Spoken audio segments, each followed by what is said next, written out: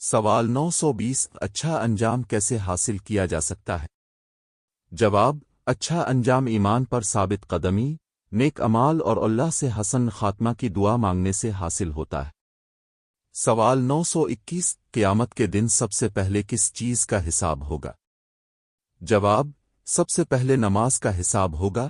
اگر نماز درست ہوئی تو باقی اعمال بھی آسان ہوں گے۔ سوال 922 نیت کا کیا مقام ہے؟ جواب: نیت ہر عمل کی بنیاد ہے، بغیر نیت کے کوئی عبادت قبول نہیں ہوتی۔ سوال 923 کیا مسکرا کر بات کرنا بھی صدقہ ہے؟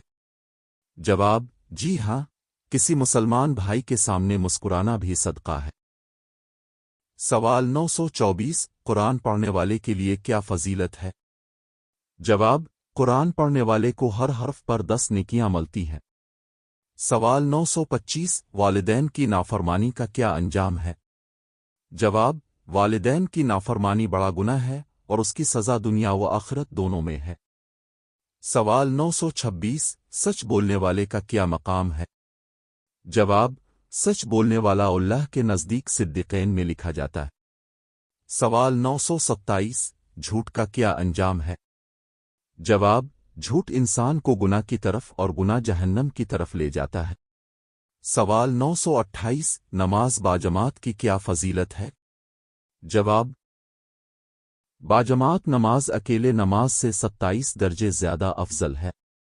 سوال 929 اذان سن کر کیا کہنا چاہیے؟ جواب: اذان کے الفاظ کا جواب دینا چاہیے اور بعد میں درود شریف پڑھنا چاہیے۔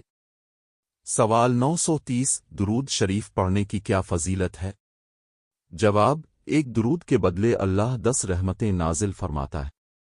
سوال 931 کیا وضو کے بغیر قرآن کو چھونا جائز ہے؟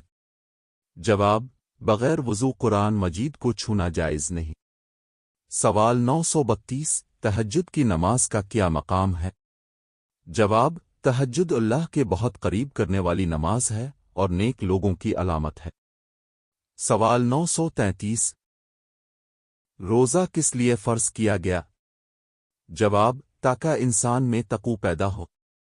سوال 934 غیبت کیا ہے؟ جواب: کسی کے پیچھے اس کی برائی بیان کرنا غیبت ہے۔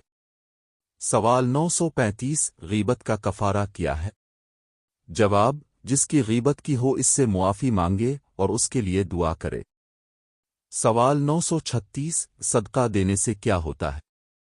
جواب: صدقہ مصیبتوں کو دور کرتا ہے اور رزق میں برکت دیتا ہے۔ سوال 937 علم حاصل کرنے کی کیا فضیلت ہے؟ جواب: علم حاصل کرنا ہر مسلمان مرد و عورت پر فرض ہے۔ سوال 938 بہترین مسلمان کون ہے؟